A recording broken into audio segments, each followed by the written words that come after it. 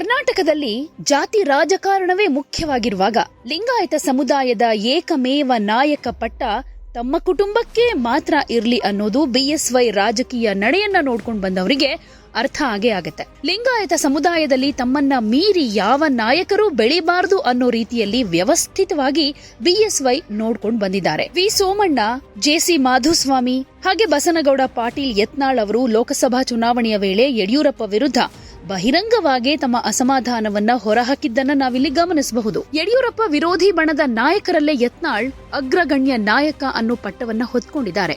RSS ನಾಯಕರ ಬೆಂಬಲ ಹಾಗೆ ಬಿಜೆಪಿ ವರಿಷ್ಠರ ಕೃಪೆಯಿಂದ ಯತ್ನಾಳ್ ಇಷ್ಟು ನಾಲಿಗೆ ಹರಿಬಿಡೋದಕ್ಕೆ ಸಾಧ್ಯ ಆಗಿದೆ ಅನ್ನೋದು ಅವರನ್ನ ಹತ್ತಿರದಿಂದ ನೋಡಿದವರಿಗೆ ಗೊತ್ತಿರೋ ಸಂಗತಿ. ಬಿಎಸ್ವೈ ವಿರೋಧಿ ಬಣದ ನೇತಾರ ಬಿಎಲ್ ಸಂತೋಷ್ ಅವರ ಬೆನ್ನು ತಟ್ಟುವಿಕೆ ಯತ್ನಾಳ್ ಹಿಂದಿದೆ ಅನ್ನೋದು ಕೂಡ ಬಿಎಸ್ವೈಗೆ ಗೊತ್ತಿರೋ ವಿಚಾರಾನೇ. ಹಿಂದೆ ಇದೇ ಯತ್ನಾಳ್ ಪಕ್ಷದಿಂದ ದೂರ ತಳ್ಳಲ್ಪಟ್ಟವರು, ಅಂದ್ರೆ ಹೊರಗಡೆ ಹೋದವರು. 2008ರಲ್ಲಿ ಕ್ಷೇತ್ರ ಪುನರ್ ವಿಂಗಡಣೆಯಿಂದ ವಿಜಯಪುರ ಮೀಸಲು ಲೋಕಸಭಾ ಕ್ಷೇತ್ರ ಆದಾಗ ಬಿಜೆಪಿ ಮುಖಂಡರು ಯತ್ನಾಳ್ ಅವರನ್ನ ಸೈಡ್ಲೈನ್ ಮಾಡೋದಕ್ಕೆ ನೋಡಿದ್ರಿಂದ ಬಹಿರಂಗವಾಗಿ ಯಡಿಯೂರಪ್ಪ, ಪ್ರಹ್ಲಾದ್ ಜೋಶಿ, ಜಗದೀಶ್ ಶೆಟ್ಟರ್ ಅವರನ್ನ ಟೀಕೆ ಮಾಡಿದ್ರು.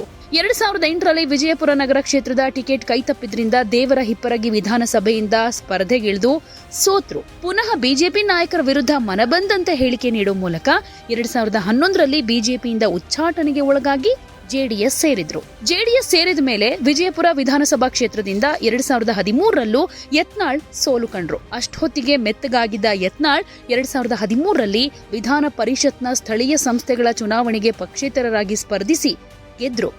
ನಂತರ 2018ರ ವಿಧಾನಸಭೆ ಚುನಾವಣೆಯ ಮೇಲೆ ಕಣ್ಣಿಟ್ಟು ಯಡಿಯೂರಪ್ಪ ಮತ್ತೆ ಬಿಜೆಪಿ ಮುಖಂಡರನ್ನ ಹೊಗಳೋ ಮೂಲಕ ಮತ್ತೆ ಬಿಜೆಪಿಗೆ ಮರಳಿ 2018ರ ವಿಧಾನಸಭಾ ಚುನಾವಣೆಯಲ್ಲಿ ಗೆಲ್ತಾರೆ. ಆದ್ರೆ ಈಗ ಮತ್ತೆ ತಮ್ಮ ಹಳೆ ಚಾಳಿಯನ್ನೇ ಮುಂದುವರಿಸಿ ಬಹಿರಂಗವಾಗಿ ಯಡಿಯೂರಪ್ಪ ವಿರುದ್ಧ ಮಾತನಾಡ್ತಾ ಇರೋ ಯತ್ನಾಳ್ ಅವರು ಮುಂದಿನ ಪರಿಣಾಮ ಊಹಿಸಿಯೇ ಮಾತನಾಡಿರೋ ಸಾಧ್ಯತೆ ಇದೆ ಅಂತ ಹೇಳ್ಬೋದು. ಬಿಎಸ್ವೈ ಹಠಕ್ಕೆ ಬಿದ್ದು ಪಕ್ಷದಿಂದ ಉಚ್ಚಾಟನೆ ಮಾಡಿದ್ರೆ ಮಾಡ್ಲಿ ಅನ್ನೋ ನಿರ್ಧಾರಕ್ಕೆ ಯತ್ನಾಳ್ ಬಂದ ಹಾಗೆ ಕಾಣಿಸ್ತಾ ಇದೆ. ಶಾಸನಾತ್ಮಕವಾಗಿ ಈ ಪ್ರಕ್ರಿಯೆಗೆ ಯಾವುದೇ ಮಾನ್ಯತೆಗಳಿಲ್ಲ, ಶಾಸಕತ್ವಕ್ಕೂ ಧಕ್ಕೆ ಆಗೋದಿಲ್ಲ. ಯಡಿಯೂರಪ್ಪ ಹಾಗೆ ವಿಜಯೇಂದ್ರ ವಿರುದ್ಧ ಆಗ ಮತ್ತಷ್ಟು ದಾಳಿ ಮಾಡಬಹುದು ಅನ್ನೋದು ಯತ್ನಾಳ್ ಯೋಚನೆ ಇರಲೂಬಹುದು. ಸ್ಥಳೀಯವಾಗಿಯೂ ಯಡಿಯೂರಪ್ಪ ಯತ್ನಾಳ್ ಅವರನ್ನ ಕಟ್ಟಿಹಾಕೋದಕ್ಕೆ ಸಾಕಷ್ಟು ಪ್ರಯತ್ನ ಪಟ್ಟಿದ್ದಾರೆ. ಮುರುಗೇಶ್ ನಿರಾಣಿ ಅವರ ಮೂಲಕ ವಚನಾನಂದ ಸ್ವಾಮಿಯನ್ನ ಮುಂದಿಟ್ಕೊಂಡು ಪಂಚಮಸಾಲಿ ಪೀಠವನ್ನ ಹೊಸದಾಗಿ ಹುಟ್ಟಾಕಿ ಮೀಸಲಾತಿ ಹೋರಾಟವನ್ನ ಒಡೆಯೋದಕ್ಕೂ ಕೂಡ ಪ್ರಯತ್ನ ಪಟ್ಟಿದ್ದಾರೆ. ಇಷ್ಟಾದ್ರೂ ಪಂಚಮಸಾಲಿ ಮೀಸಲಾತಿ ಹೋರಾಟ ಕೂಡಲ ಸಂಗಮ ಶ್ರೀಗಳು ಕೇಂದ್ರಿತವಾಗಿಯೇ ಮುನ್ನಡೀತಾ ಇದೆ.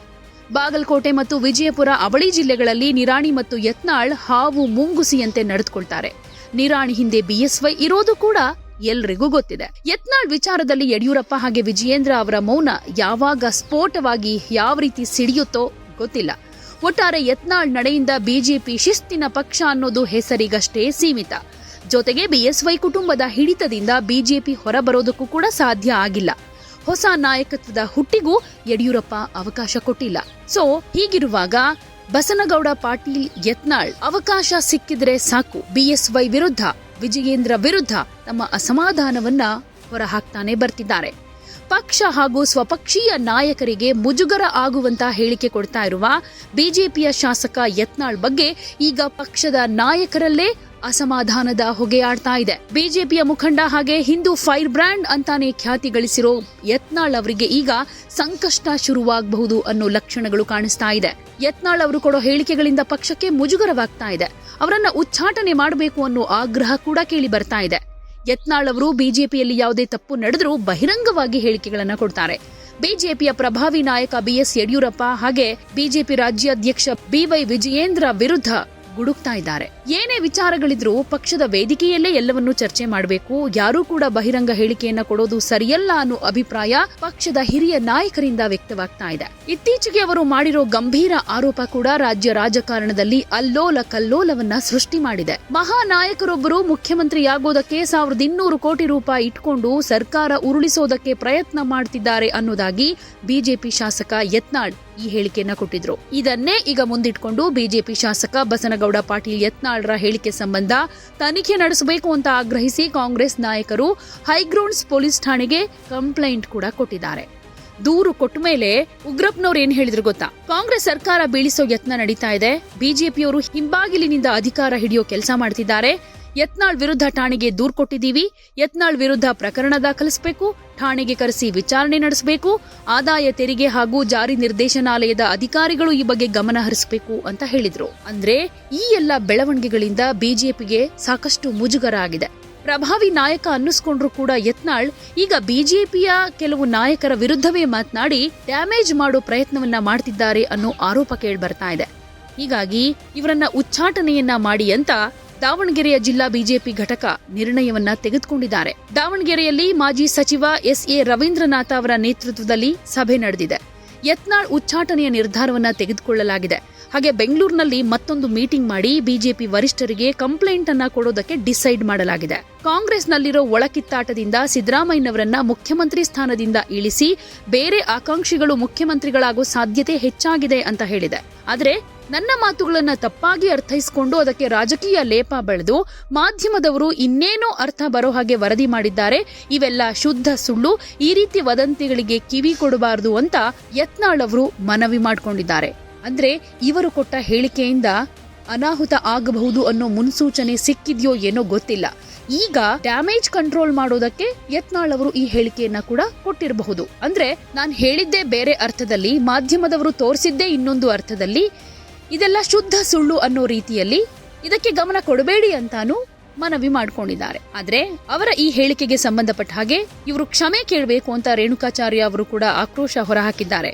ಬೇಷರತ್ ಕ್ಷಮೆ ಯಾಚಿಸಬೇಕು, ಕ್ಷಮೆ ಕೇಳ್ತಿದ್ರೆ ಪಕ್ಷದಿಂದ ಕ್ರಮ ತೆಗೆದುಕೊಳ್ಬೇಕಾಗತ್ತೆ ಅಂತ ಆಗ್ರಹ ಮಾಡಿದ್ದಾರೆ. ಈಗಾಗಲೇ ನೀವು ನೋಡಿದ್ದೀರಾ, ಬಿಜೆಪಿಯಲ್ಲಿ ಒಂದ್ ರೀತಿ ಎರಡು ಬಣ ಸೃಷ್ಟಿಯಾಗ್ಬಿಟ್ಟಿದೆ.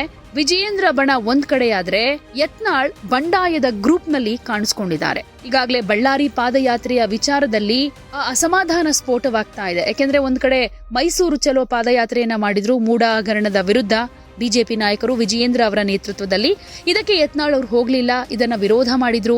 ಡಿ.ಕೆ. ಶಿವಕುಮಾರ್ನ ಸಿಎಂ ಮಾಡೋದಕ್ಕೆ ಈ ರೀತಿ ಮಾಡ್ತಾ ಇದ್ದಾರೆ, ಅಡ್ಜಸ್ಟ್ಮೆಂಟ್ ಪಾಲಿಟಿಕ್ಸ್ ಅಂತೆಲ್ಲ ಹೇಳಿದ್ರು. ಸೊ ನಾವು ಪ್ರತ್ಯೇಕವಾಗಿ ಪಾದಯಾತ್ರೆಯನ್ನ ಮಾಡ್ತೀವಿ ಅಂತ ರಮೇಶ್ ಜಾರಕಿಹೊಳಿ ಆಗಿರ್ಬೋದು, ಅರವಿಂದ್ ಲಿಂಬಾವಳಿ ಆಗಿರ್ಬೋದು, ಜಿ.ಎಂ. ಸಿದ್ದೇಶ್ವರ ಆಗಿರ್ಬೋದು, ಈ ಗ್ರೂಪ್ ನಲ್ಲಿ ಕಾಣಿಸ್ಕೊಂಡು ಪ್ರತ್ಯೇಕವಾಗಿ ಮೀಟಿಂಗ್ ಗಳನ್ನ ಕೂಡ ಮಾಡಿದ್ರು. ಇದರ ನಡುವೆ ಅವರ ಹೇಳಿಕೆಗಳು ಕೂಡ ಈಗ ಸಾಕಷ್ಟು ಡ್ಯಾಮೇಜ್ ಮಾಡೋ, ಅಂದ್ರೆ ಪಕ್ಷದಲ್ಲೇ ಮುಜುಗರದ ಜೊತೆಗೆ ಡ್ಯಾಮೇಜ್ ಮಾಡುವಂತ ಸಾಧ್ಯತೆಗಳು ಕಾಣಿಸ್ತಾ ಇದೆ. ಏನೋ ಮಾತಾಡಿದ್ರೆ ಇನ್ನೇನೋ ಆಗ್ತೀನಿ ಅಂತ ಯತ್ನಾಳ್ ಅಂದ್ಕೊಂಡಿದ್ದಾರೆ. ಯತ್ನಾಳ್ ಭ್ರಮ ನಿರಸರಾಗಿದ್ದಾರೆ. ಹೀಗಾಗಿ ಈ ರೀತಿ ಹೇಳಿಕೆಗಳನ್ನ ಕೊಡ್ತಿದ್ದಾರೆ. ಇವರ ವಿರುದ್ಧ ಕೂಡಲೇ ಕ್ರಮ ಕೈಗೊಳ್ಳಬೇಕು ಅಂತ ಬಿಜೆಪಿಯ ನಾಯಕರೇ ಬಹಿರಂಗ ಹೇಳಿಕೆಗಳನ್ನ ಕೊಡ್ತಾ ಬರ್ತಿದ್ದಾರೆ. ನಮ್ಮ ಹೈಕಮಾಂಡ್ ನಾಯಕರು ಸೂಕ್ತ ಸಮಯದಲ್ಲಿ ಸೂಕ್ತ ನಿರ್ಧಾರ ಕೈಗೊಳ್ತಾರೆ. ಯತ್ನಾಳ್ ವಿರುದ್ಧ ಮುಂದಿನ ದಿನಗಳಲ್ಲಿ ಕ್ರಮ ಕೈಗೊಳ್ತಾರೆ. ಈ ಬಗ್ಗೆ ಚರ್ಚೆಗಳಾಗ್ತಾ ಇವೆ. ಯತ್ನಾಳ್ ವಿರುದ್ಧ ಕ್ರಮ ವಹಿಸುವಾಗ ಸಂತೋಷ್ ಜಿ ಮಧ್ಯ ಬರೋ ಪ್ರಶ್ನೆಯೇ ಇಲ್ಲ ಅಂತ ಬಿಜೆಪಿ ರಾಜ್ಯಾಧ್ಯಕ್ಷ ಬಿವೈ ವಿಜಯೇಂದ್ರ ಹಾಗೆ ಬಿಎಸ್ವೈ ವಿರುದ್ಧದ ಹೇಳಿಕೆ ಕೊಡೋ ಯತ್ನಾಳರ ನಡೆಯ ವಿರುದ್ಧ ಕಿಡಿಕಾರಿದ್ದಾರೆ. ಯತ್ನಾಳ್ ಮತ್ತು ರಮೇಶ್ ಜಾರಕಿಹೊಳಿ ಅವರು ಕೂಡ ಪಕ್ಷದ ಬಲವರ್ಧನೆಗಾಗಿ ಪಾದಯಾತ್ರೆ ಮಾಡ್ತಿದ್ದಾರೆ. ಪಾದಯಾತ್ರೆಗೆ ಹೈಕಮಾಂಡ್ ಅನುಮತಿ ಕೊಟ್ಟಿಲ್ಲ. ಒಪ್ಪಿಗೆ ಕೊಟ್ರೆ ಪಾದಯಾತ್ರೆ ಮಾಡ್ಲಿ, ಇದರಲ್ಲಿ ನನ್ನದೇನು ಅಭ್ಯಂತರ ಇಲ್ಲ ಅನ್ನೋದನ್ನ ವಿಜಯೇಂದ್ರ ಸ್ಪಷ್ಟಪಡಿಸಿದ್ದಾರೆ. ಈ ಹಿಂದೆ ಇದೇ ವಿಚಾರವಾಗಿ ಅಸಮಾಧಾನ ಉಂಟಾದಾಗ ಹೈಕಮಾಂಡ್ ಯತ್ನಾಳ್ ಅವರನ್ನ ಕರೆಸಿ ಮಾತುಕತೆಯನ್ನ ನಡೆಸಿ ಒಂದು ಮೆಸೇಜ್ ಕೂಡ ರವಾನೆ ಮಾಡಿತ್ತು. ಸ್ವಲ್ಪ ದಿನ ಮೌನವಾಗಿರಿ, ಎಲ್ಲವನ್ನೂ ಸರಿ ಮಾಡ್ತೀವಿ ಅಂತ ಹೇಳಿದ್ರು. ಹಾಗಾಗಿ ನಾನು ಯಾವುದೇ ಹೇಳಿಕೆಗಳನ್ನ ಕೊಡಲ್ಲ ಅಂತ ಯತ್ನಾಳ್ ಆ ಕ್ಷಣಕ್ಕೆ ಹೇಳಿಕೆಯನ್ನ ಕೊಟ್ಟಿದ್ರು ಕೂಡ ಮತ್ತದೇ ಚಾಳಿಯನ್ನ ಮುಂದುವರಿಸ್ತಾ ಇರೋದ್ರಿಂದ ಈಗ ಕಟ್ಟುನಿಟ್ಟಾದ ಕ್ರಮವನ್ನ ಬಿಜೆಪಿ ತೆಗೆದುಕೊಳ್ಳೋ ಸಾಧ್ಯತೆ ಇದೆ. ಮತ್ತೊಮ್ಮೆ ಬಸನಗೌಡ ಪಾಟೀಲ್ ಯತ್ನಾಳ್ ಅವರನ್ನ ಬಿಜೆಪಿಯಿಂದ ಉಚ್ಚಾಟನೆ ಮಾಡೋದಕ್ಕೆ ತೆರೆಮರೆಯಲ್ಲಿ ಸಾಕಷ್ಟು ಪ್ರಯತ್ನಗಳು ನಡೀತಾ ಇರೋದ್ರಿಂದ ಇದು ನಿಜಕ್ಕೂ ಕಾರ್ಯರೂಪಕ್ಕೆ ಬರುತ್ತಾ? ಉಚ್ಚಾಟನೆ ಮಾಡ್ತಾರಾ? ಈಗಾಗಲೇ ಈಶ್ವರಪ್ಪನವರನ್ನ ಪಕ್ಷದಿಂದ ಉಚ್ಚಾಟನೆ ಮಾಡಾಗಿದೆ. ಈಶ್ವರಪ್ಪನವರು ಇಂಡೈರೆಕ್ಟ್ ಆಗಿ ಮತ್ತೆ ಬಿಜೆಪಿಗೆ ವಾಪಸ್ ಬರೋ ರೀತಿಯಲ್ಲಿ ಸೂಚನೆಗಳನ್ನ ಕೊಡ್ತಾ ಇದ್ರು ಕೂಡ ಬಿಜೆಪಿ ನಾಯಕರು ಇದಕ್ಕೆ ಕಿವಿಗೊಡ್ತಾ ಇಲ್ಲ. ಈಗ ಯತ್ನಾಳ್ ಅವರನ್ನು ಕೂಡ ಪಕ್ಷದಿಂದ ಉಚ್ಚಾಟನೆ ಮಾಡೋ ನಿರ್ಧಾರಕ್ಕೆ ಬಂದ್ರೆ ಮುಂದಿನ ದಿನಗಳಲ್ಲಿ ಬಿಜೆಪಿಗೂ ಕೂಡ ಸಾಕಷ್ಟು ಡ್ಯಾಮೇಜ್ ಆಗಬಹುದು.